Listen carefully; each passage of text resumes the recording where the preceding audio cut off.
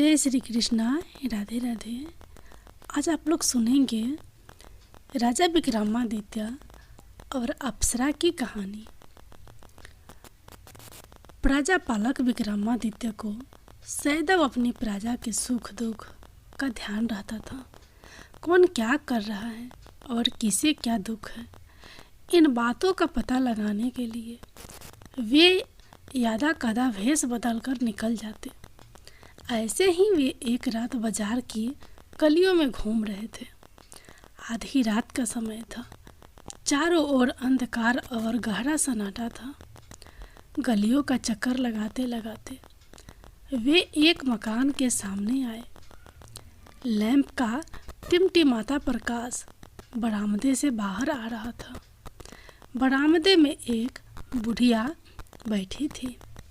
वह कभी चरखा चलाती तो कभी हुक्का पीती, कभी हंसती, कभी रोती, तो कभी नाचने लगती। विक्रमादित्य को उसकी ये अजीब हरकतें देखकर बड़ा आश्चर्य हुआ। आखिर वह उसके पास जाकर इस स्थिति का कारण पूछ ही बैठे। बुढ़िया बोली, मुसाफिर, तुम अपने रास्ते से चले जाओ। मेरी परेशानी जानकर क्या कर लोगे? विक्रमादित्य कहने लगे, नहीं माँ, तुम निडर होकर मुझे बताओ, मैं तुम्हारे दुख को अवश्य दूर करूँगा। बुढ़िया बोली, मुसाफिर, अगर मेरे दुख को कोई दूर कर सकता है तो वह सिर्फ राजा विक्रमादित्य ही हैं। इसके अतिरिक्त और किसी के अंदर इतनी सामर्थ्य नहीं। विक्रमादित्य बोले, मैं ही राजा विक्रमादित्य हूँ, आप बताओ तो सही।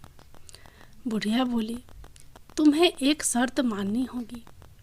अगर 6 मास के अंदर तुमने मेरे कार्य को पूर्ण नहीं किया तो 6 मास समाप्त होते ही तुम्हारी मृत्यु हो जाएगी।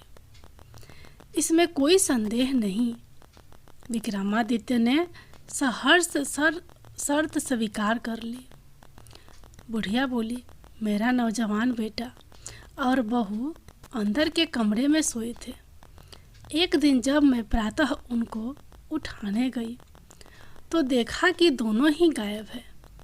उनके बिस्तरों पर सिर्फ बड़े बड़े पत्थर लेटे थे। यह रहस्य आज तक मेरी समझ में नहीं आया और तब से मेरा दिमाग सही काम नहीं कर रहा है। मेरी हालत पागलों जैसी है। अतः तुम 6 मास के अंदर मेरी बहू और पुत्र को अपनी प्रतिज्ञा अनुसार वापस ले आओ, अन्यथा 6 महीने होते ही तुम्हारी मृत्यु हो जाएगी। राजा ने बुढ़िया से विदाई ली और उसी रात राजधानी का परित्याग कर बुढ़िया के बहू बेटे की खोज में निकल पड़े। घूमते घूमते कई दिन व्यतीत हो गए।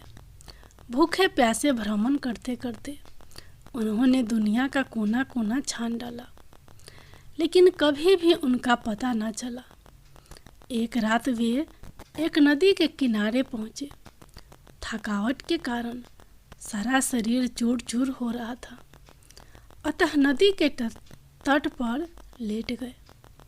नदी के किनारे की शीतल वायु के लगते ही उनको नींद ने आ घेरा, लेकिन चिंता के कारण नींद भी कितनी देर रहती। रात के 12-1 बजे के करीब उनकी नींद टूट गई। सोचने लगे, 5 महीने तो समाप्त हो गए, लेकिन मैं अभी तक अपना वचन पूरा नहीं कर सका। 6ठा महीना समाप्त होते ही मेरी मृत्यु निश्चित है। अतः इससे तो अच्छा है मैं स्वयं ही नदी में छलांग लगाकर अपनी जान दे दूं। ऐसा विचार आते ही विक्रमादित्य नदी की ओर चल पड़े। ज्यों ही वे छलांग लगाने लगे, त्यों ही उन्हें अंधेरे में कपड़े धोने की आवाज़ सुनाई दी। उन्हें बड़ा विस्मय हुआ कि इतनी रात बीते कौन कपड़े धो रहा है। चलकर वहीं पहुंच गए। धोबी से पूछा, अरे भाई, तुम्हें आधी रात के वक्त कपड़े धोने की क्या आवश्यकता पड़ गई? धोबी बोला, महाराज क्या करूं, हमारे यहाँ अनारकली नाम की लड़की है जिसने आज तक सूर्य का मुख नहीं देखा। दूसरों को तो देखना ही कहाँ। उसके जितने भी काम होते हैं वे रात को ही किए जाते हैं। यहाँ तक कि उसके कपड़े भी रात को ही धोकर सुखाने पड़ते हैं। राजा को यह सुनकर और भी हैरानी हुई। वापस आकर अपने स्थान पर लेट गए और बड़ी देर तक सोचते रहे, लेकिन यह गुत्थी सुलझी नहीं। वे सोचने लगे, एक तो मैं ऐसे ही दुखी हूँ, फिर इस झंझट में पड़ने से क्या लाभ। अतः अब तो मुझे डूबकर ही छुटकारा ले लेना चाहिए। वह फिर चल पड़े। जैसे ही डूबने के लिए तैयार हुए, उनके नाक में धूप की बड़ी मीठी मीठी सुगंध आई और साथ ही निकट से शंख ध्वनि भी सुनाई दी। विक्रमादित्य सोचने लगे, 2 दफा रुकावट पड़ गई। इसका मतलब यह हुआ कि अभी भी मेरी मृत्यु ही नहीं है। अभी मेरी मृत्यु नहीं है। प्रातः हो रही है। शायद कोई साधु महात्मा भगवान की पूजा कर रहा है। चलो उन्हीं के दर्शन करो। चलकर महात्मा जी की कुटिया में पहुंच गए। महात्मा जी के चरणों में प्रणाम किया और एक तरफ बैठ गए। महात्मा जी ने उन्हें देखकर बोले, पथिक, लगता है तुम इस समय बहुत दुखी हो, लेकिन तुम्हारे मुखमंडल के तेज से ऐसा आभास हो रहा है कि तुम किसी उच्च वंश से संबंध रखते हो। विक्रमादित्य बोले, महात्मन, मैं राजा विक्रमादित्य हूँ। संकट में होने के कारण नदी में डूबकर मरना चाहता था। इतने में शंख ध्वनि सुनाई थी, अतः मरने से पहले आपके दर्शनों के लिए आ गया। महात्मा बोले, धन्य हो राजा विक्रमादित्य। आज तक तो आपका नाम ही सुना था, लेकिन आज तो आप यहाँ स्वयं पधारे हैं। कहिए मैं आपकी क्या सेवा करूं? विक्रमादित्य ने बुढ़िया के बहू बेटे और साथ ही धोबी की लड़की के कपड़े रात को धोने की बात कह दी। महात्मा जी थोड़ी देर सोचने लग के बाद बोले, तुम्हारा पहला काम यह करो कि किसी तरह से धोबी की लड़की के साथ शादी कर लो। फिर 2-4 दिन वहाँ ठहर कर और हाल चाल देख मेरे पास आ जाना, तब मैं तुम्हें सारी बातें बताऊंगा। दूसरे दिन विक्रमादित्य सज धज कर धोबी के घर गए और उसकी लड़की से शादी करने की इच्छा प्रकट की। धोबी उस सुंदर व्यक्ति को देखकर बहुत प्रसन्न हुआ और उसी दिन विक्रमादित्य से अपनी लड़की की शादी कर दी। विक्रमादित्य अब वहीं रहने लगे, लेकिन धोबी की लड़की ने ना तो उन्हें अपना मुंह ही दिखाया और ना ही कोई बात की। जो भी बात होती वह नौकरानी के माध्यम से ही होती। उसके कार्य रात को ही होते और दिन को सोई रहती। कुछ दिन वहाँ रहने के पश्चात विक्रमादित्य फिर महात्मा जी के पास गए। महात्मा जी से सारा वृत्तांत कहा। महात्मा जी बोले, अब अपना काम बना ही समझिए। वास्तव में धोबी की लड़की अनारकली इंद्र राजा की परी है। वह रात को जाकर इंद्र की सभा में नृत्य करती है। बुढ़िया की बहू और बेटा भी वहीं रसोइये का काम करते हैं। मैं तुम्हें 3 दिन के लिए 3 गोलियां दूंगा। एक गोली प्रतिदिन रात को मुंह में डाल लेना। उनके प्रभाव से रात को तुम्हें कोई भी नहीं देख सकेगा। बस फिर रात को उसी के पीछे पीछे चले जाया करना। वहाँ अपने उद्देश्य में सफलता प्राप्त करना तुम्हारे ऊपर निर्भर करता है। इतना कहकर महात्मा जी ने 3 गोलियां विक्रमादित्य को दे दी। विक्रमादित्य गोलियां लेकर धोबी के घर वापस आ गए। रात को विक्रमादित्य बहाना बनाकर शीघ्र ही सो गए। थोड़ी देर बाद गोली को मुंह में रखा और दरवाज़ा बंद करके बाहर निकल गए। उधर अनारकली भी इंद्र राजा की सभा में जाने के लिए तैयार हो रही थी। राजा विक्रमादित्य ने चुपके से उसके नहाने के पानी में ठंडा पानी मिला दिया और वैसे ही उसके श्रृंगार के कमरे में भी सामान इधर उधर कर दिया। अनारकली को बड़ी हैरानी हुई। वह नौकरानी पर बिगड़ रही थी, लेकिन यह तो राजा की करतूत थी, जिसे गोली के प्रभाव से कोई नहीं देख सकता था। किसी तरह वह जलती भूनती तैयार हुई और इंद्र सभा के लिए चल पड़ी। विक्रमादित्य भी पीछे पीछे चल पड़े। आगे चलकर एक वृक्ष के नीचे खड़े होकर अनारकली ने आवाज़ लगाई, बहन मालती, जल्दी चलो, आज देर हो रही है। बहन की आवाज़ सुनकर मालती भी सज धज कर बाहर आ गई। आगे चलकर एक पीपल का वृक्ष आया, जिसकी 2 बड़ी शाखाएं आकाश को छू रही थी। दोनों वृक्ष पर चढ़कर एक एक टहनी पर बैठ गई। विक्रमादित्य भी उनके साथ टहनियों के बीच में बैठ गए। इतने में परियां बोली, चल रे पीपल के पेड़, हमें शीघ्र ही इंद्र राजा की सभा में पहुंचा। इतना कहना ही था कि पीपल का पेड़ उड़ने लगा और शीघ्र ही इंद्र की सभा में पहुंच गया। दोनों परियों का इंतजार हो रहा था। उतर कर नित्य मंडप में जा खड़ी हुई। विक्रमादित्य भी ढोलक बजाने वाले के पास जाकर बैठ गए। उस समय उन्होंने गोली मुंह से निकालकर जेब में डाल ली। सभा भवन में लगे हीरे मोतियों की चमक आंखों में चकाचौंध उत्पन्न कर रही थी। चारों ओर सुवासित पुष्पों की सुगंध से वातावरण महक रहा था। चंद्रमा की शीतल चंद्रिका अपनी ज्योति से सभा भवन सुंदरता को निखार रही थी। इंद्र पत्नी सहित सिंहासन पर आरूढ़ हुए। देवताओं ने जय जयकार की। बांध यंत्रों की मधुर ध्वनि और ढोलक पर पड़ी थाप के साथ नृत्य आरंभ हुआ। लेकिन ढोलक वाला कुछ सुस्त था। नृत्य के गति नहीं आ रही थी। विक्रमादित्य अपने को रोक ना सके। उन्होंने उससे ढोलक मांगी। ढोलक वाला भी रोज ढोलक बजा बजा कर तंग आ चुका था, अतः उसने खुशी खुशी ढोलक थमा दी। बस फिर क्या था, विक्रमादित्य के ढोलक पर हाथ पड़ते ही नित्य सभा में मादकता आ गई। सभी मस्ती से झूमने लगे।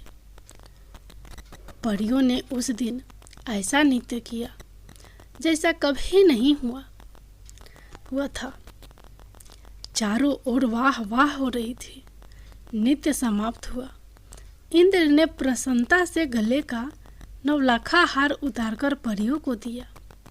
परियों ने वही हार ढोलक वाले को दे दिया, क्योंकि वह भी कई बार ऐसे पुरस्कार ले चुका था। अतः उसने भी वह हार विक्रमादित्य को दे दिया।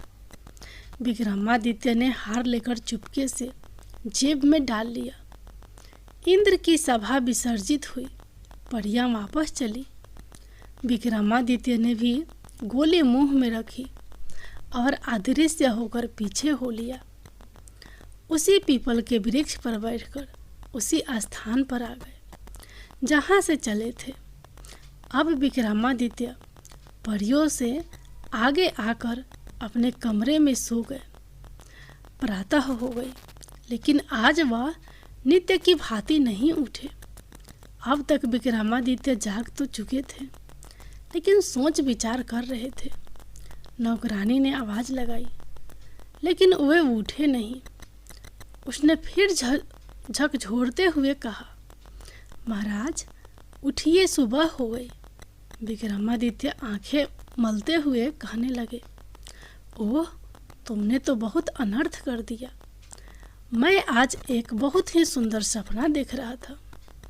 पास खड़ी अनारकली ने नौकरानी को इशारे से सपने के बारे में पूछने के लिए कहा। नौकरानी बोली, महाराज कैसा सपना था? विक्रमादित्य बोले, ऐसा लगता है जैसे मैं आज इंद्र राजा के नित्य सभा में गया था। वहाँ मैंने बहुत सुंदर ढोलक बजाई। इंद्र बहुत प्रसन्न हुए और इनाम में मुझे 9 लखा हार मिला। मैंने उसे लाकर अभी अभी सामने वाली अलमारी में रखा है। जरा तुम जाकर देखो तो सही। नौकरानी को आज्ञा माननी पड़ी। उसने अलमारी खोली। सचमुच ही वहाँ हार चमक रहा था। अनारकली के आश्चर्य का ठिकाना न रहा। दिन व्यतीत हुआ, शाम आई। आज रात को फिर विक्रमादित्य ने इंद्र की सभा में प्रवेश कर पिछले दिन से भी अधिक सुंदर ढोलक बजाई। इंद्र ने परियों को सोने की थाली में 32 व्यंजन जो 36 प्रकार से बने थे पुरस्कार के रूप में दिए। परियों ने यह सोचते हुए कि सारा कमाल तो ढोलक वाले का है, उसी को थाली दे दी। विक्रमादित्य पिछले दिन की तरह शीघ्र ही आकर अपने बिस्तर में सो गए। प्रातः काफ़ी देर तक सोए रहे। आज फिर जब नौकरानी ने उन्हें उठाया तो वह बोले, अरे मूर्ख, आज तो तूने मेरा सारा कार्य ही बिगाड़ कर रख दिया। आज तो मुझे कल से भी अधिक सुंदर सपना दिखाई दे रहा था। आज मैंने इंद्र की सभा में कल से भी अधिक सुंदर ढोलक बजाई। इस पर उन्होंने प्रसन्न होकर सोने की थाली में 32 व्यंजन जो 36 प्रकार से बने थे भेंट में दिए। मैं उस थाली को लाकर अलमारी में रख ही रहा था कि तूने मुझे जगा दिया। जाओ देखो वहाँ है या नहीं। सचमुच वहाँ थाली व्यंजनों से भरी पड़ी थी। पास ही अनारकली खड़ी थी। उसे काटो तो खून नहीं। उसकी समझ में यह रहस्य नहीं आ रहा था। सारा दिन उधेड़ बुन में बीत गया। अंत में हार कर शाम के समय उसे राजा से बोलना ही पड़ गया, महाराज मेरी समझ में यह रहस्य ही नहीं आ रहा है। सच सच बताइए, आपने यह सब कैसे किया? विक्रमादित्य ने अपना सारा भेद बताकर बुढ़िया के बहू बेटे की कहानी भी सुनाई। अनारकली यह सुनकर बहुत प्रसन्न हुई कि यही राजा विक्रमादित्य है।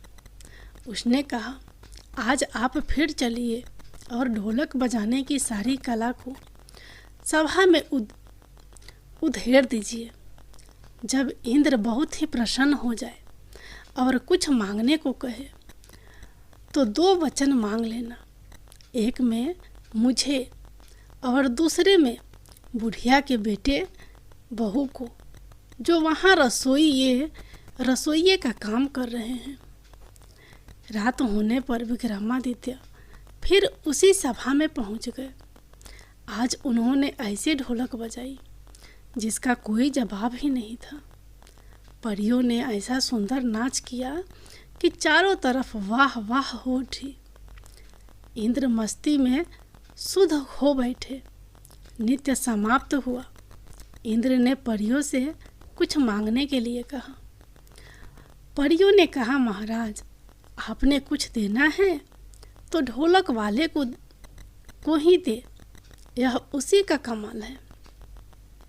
ढोलक वाला बोला, महाराज आजकल तो कोई और ही ढोलक बजाता है, आप कुछ देना है तो उसे ही दे दे। विक्रमादित्य से पूछा गया। उन्होंने 2 वचन मांगे। एक वचन में अनारकली और दूसरे वचन में बुढ़िया के बहू बेटे को, जो वहाँ रसोई का काम कर रहे थे। इंद्र को यह जानकर बड़ी प्रसन्नता हुई कि यही राजा विक्रमादित्य है। उन्होंने अपने वचनों को पूरा किया। इस तरह राजा विक्रमादित्य 6 मास के भीतर ही परी अनारकली और बुढ़िया के बहू बेटे के साथ अपनी राजधानी वापस गए। बुढ़िया की बहू बेटे को उसके पास पहुंचाया और अनारकली के साथ अपने महल लौट आए। सारी राजधानी में खुशियां मनाई गई और विक्रमादित्य फिर सुखपूर्वक राज करने लगे।